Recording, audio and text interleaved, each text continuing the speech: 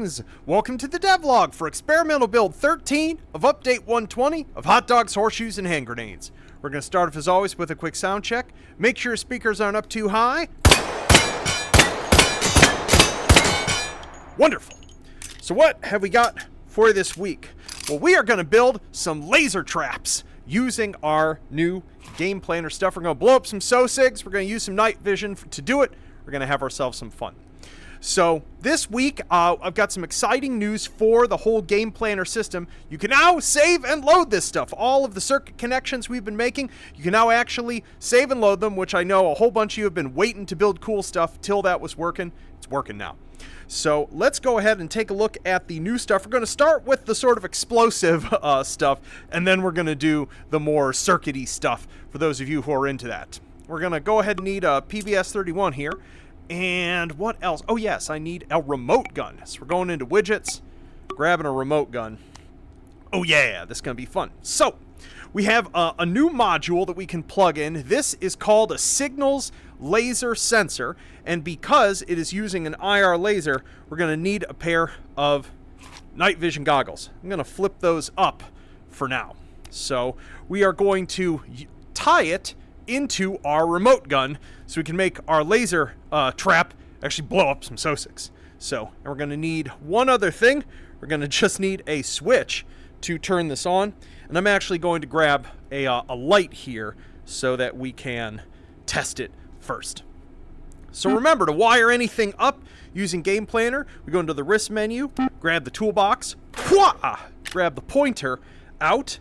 And the moment we have pointer out, we can see all of the connections. You'll notice they got a facelift this week. Instead of being 3D forms, they are now 2D, so they're a little easier to see in all lighting conditions and all scenes. And what's really cool about it is you can now differentiate between inputs and outputs. So, oh, and you know what we need? We're going to need some ammo. So let's put something nice and powerful in our remote gun. Let's, I don't know, let's put some Mega Buck from a 27 by 90 millimeter, one of our fictional cartridges. Sounds fantastic. Let's toggle our breech open, insert that in. Wonderful. Cool. So now let's test fire that. Oh yeah, that's just gonna roll. Let's double check. Oh yeah, that's just gonna work perfectly.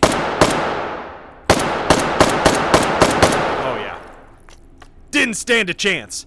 So how does this work? So the way that the laser sensor works is that when it gets a signal to turn on, it calibrates to a distance. It fires a laser and goes, okay, this laser goes X number of meters into the environment. And so let's see what that looks like. Ninja edit, I'm an idiot. I had camera smoothing on and completely forgot that while it looks totally fine inside the headset, my camera's moving around like this relative to the night vision. So apologies for the little bits of this where the night vision's just swimming around. I didn't want to re-record this whole video because the video is great. So, whoops. Let's grab our pointer and hook our Beautiful. Set on off. Beautiful. So when we turn this on, we can now see that there's a laser coming out of it. And so this laser emitter now knows that that's the distance it should be tracking, and anytime something closer than that is detected for the laser, it will pulse out a true signal. So we can do that now with this light here. So anytime I now break this, so if I just stick my gun there, you can see that we turn the light on and promptly burn that bright light into our night vision. Wonderful. So what we can then do, right now, when I was testing this earlier, I realized what I should really add is like a laser designator for the remote gun, because we're going to have to like eyeball this, right? We're going to have to just sort of be like, okay, that's about where that's pointing. It's at a good height. Let's move it a little bit to the left. And then let's, we need to turn off our laser, like so. Let's get it lined up about as perfectly as we can. We can always adjust this once it's set up. And then we just need to connect that to fire. Wonderful. turn that on, confirm that it's on in our night vision. Oh yeah, there it is. And then it's a little off to the left. Maybe if we just there we go. That's good. Wonderful. And then let's cause some chaos. Let's spawn a bunch of poor Sosigs. Oh, that one's gonna get lit up immediately. And let's all have them wander around. Oh, they have no idea what's going on. Poor little panicked Sosigs. I'm gonna take my 15 minutes.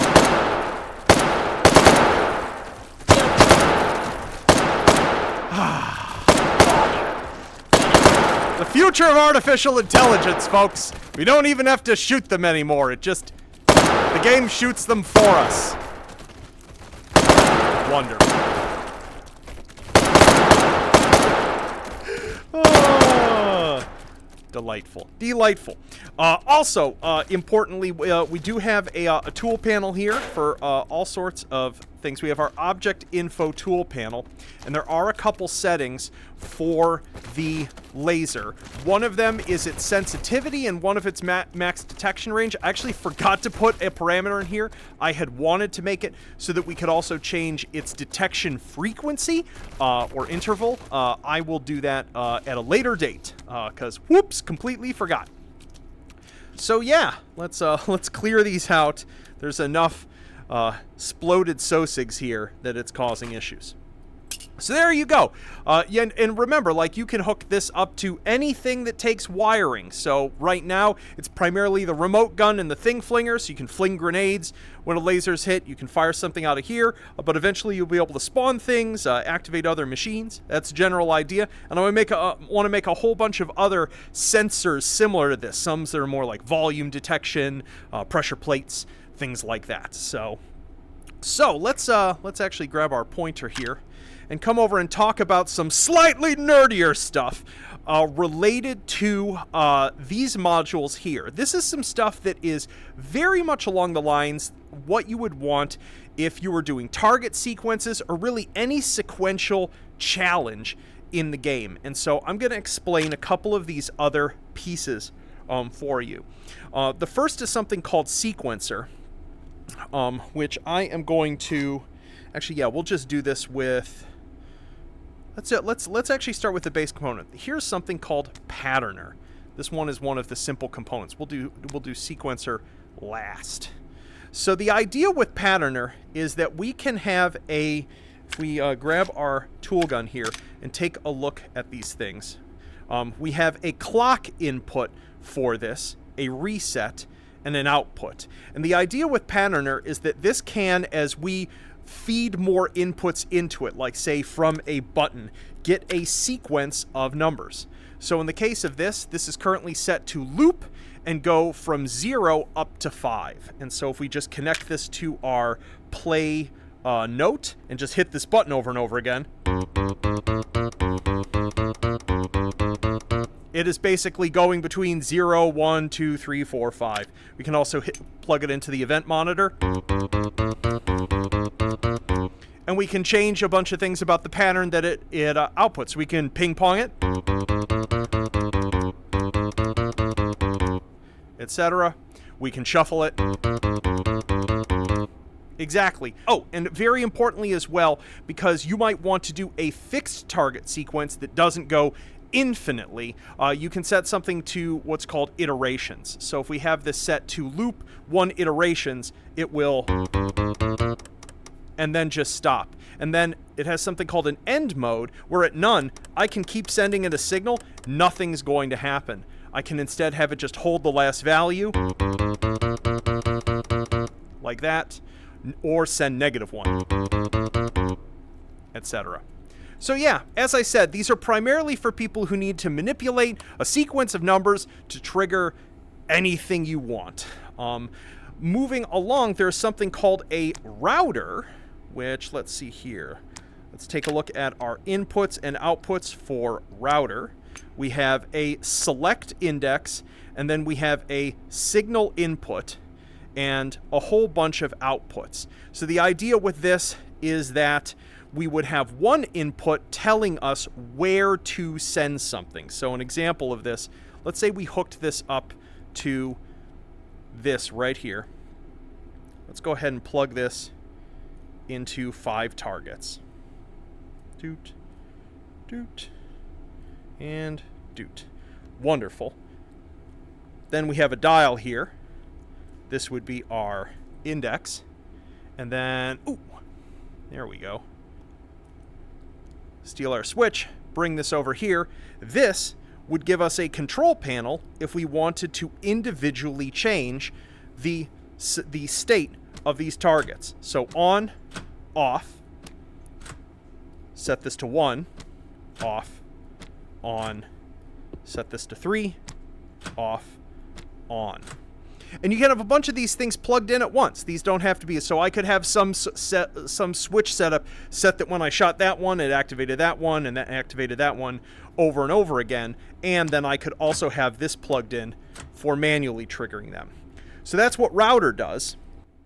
So what's the sequencer for? The idea compared to the router is that with the router, we have a signal that is coming in separately, and then we have a port that tells us where to send it on the router. With a sequencer, the sequencer itself is controlling for us where it's sending out, and it's sending whatever signal we're passing along. So if we wanted to do something, let's make this much simpler. Let's just give it 4 ports like so, and give it an integer.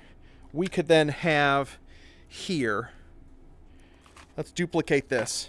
We could have, say, 4 music devices. We're going to make more awful human robot music here. I hope you're ready for it.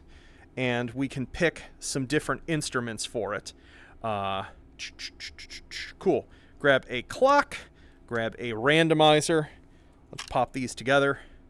Clock goes into the randomizer, and then these will go into here, and then we will pick 4 different instruments. I'm picking these like blind, so we'll have no idea what this is going to sound. This is going to sound awful in a very robot music kind of way, but that's part of the joy of playing around with these signals things. Boop, like so, and then hook this up to here, and that should,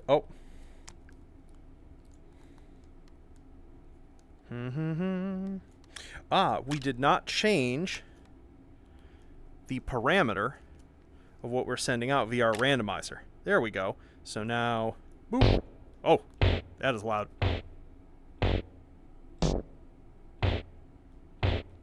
Are these not set to different things?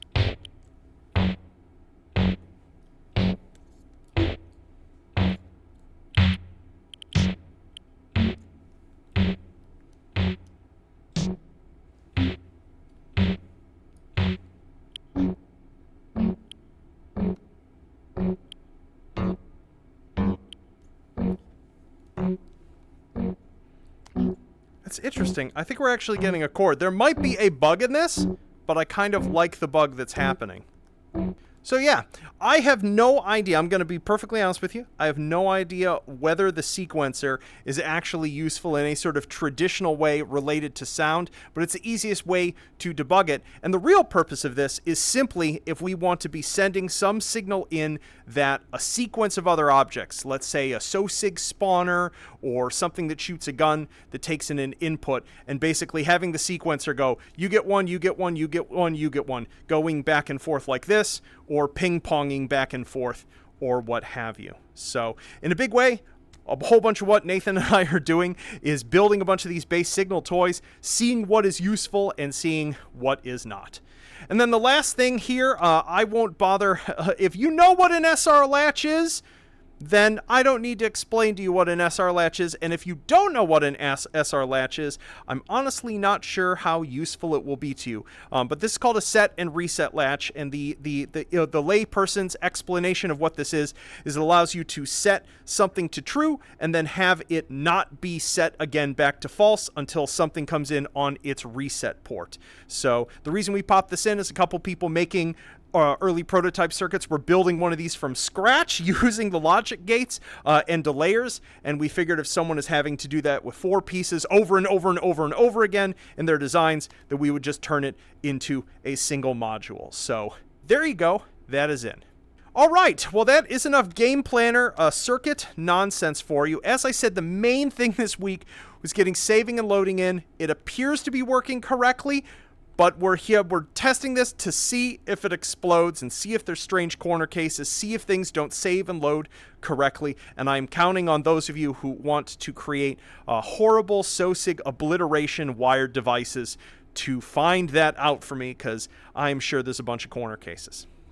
Anywho, let's jump out of VR, talk about what else is going on. Yo, out of VR. So what else is going on?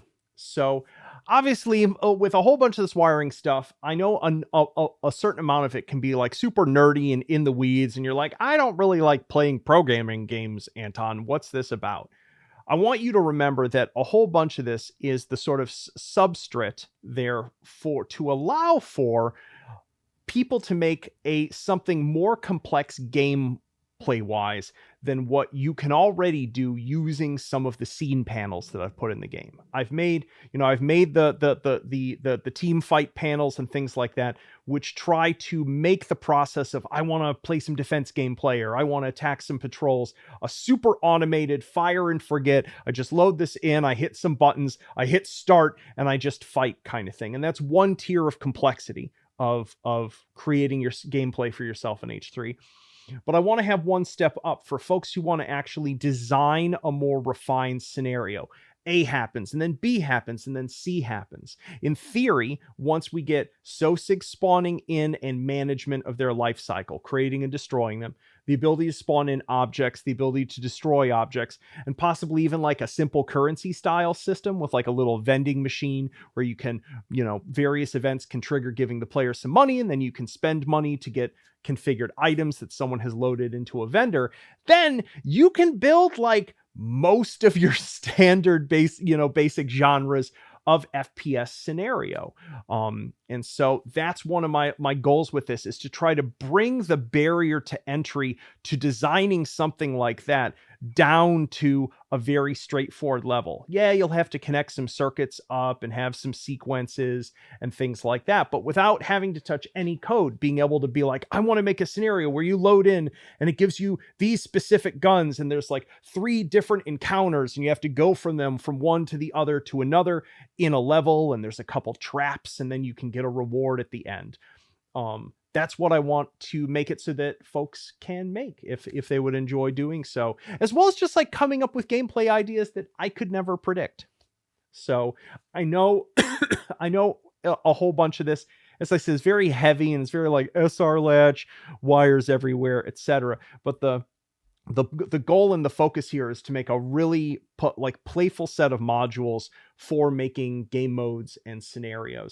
And a whole bunch of that like boring stuff at the bottom needs to be present to drive something like pads that spawn SOSIGs, or crushers that blow SOSIGs up, or what have you. So yeah, in terms of like playing with this stuff and sharing it, now that saving and loading is working, if you make anything with it, you can totally start sharing it with other folks in our Discord. We've got a whole dedicated part of the Discord with channels for Game Planner, where you can raise issues, report bugs, request features and modules, or share your creations. So I thoroughly recommend that you do so, and I'll be taking a peek at that each week, and if there's some particularly cool creations that people come up with, I will show them off in this devlog and possibly get myself blown up. I just realized the moment I said that, people are going to make things specifically designed to control me, or designed to troll me. There we go. This is going to be I'm going to regret this. Anyway, so yeah, so please do that. And as I said, we're just continuing to work along on H3 1.0. This is this system, and being able to save and load this stuff is the last sort of piece of core system functionality in the game that was left dangling, and I really want to complete it because I think it extends the notion of sandbox play outside of just being able to spawn things and manually trigger things to being able to create automated situations for yourself. And that's really what gameplay ends up being. And yeah, I want to see what you folks end up being able to make with the tool set as it grows. So anywho, hope you folks all have yourselves an enjoyable weekend, and I will see you all soon. Peace.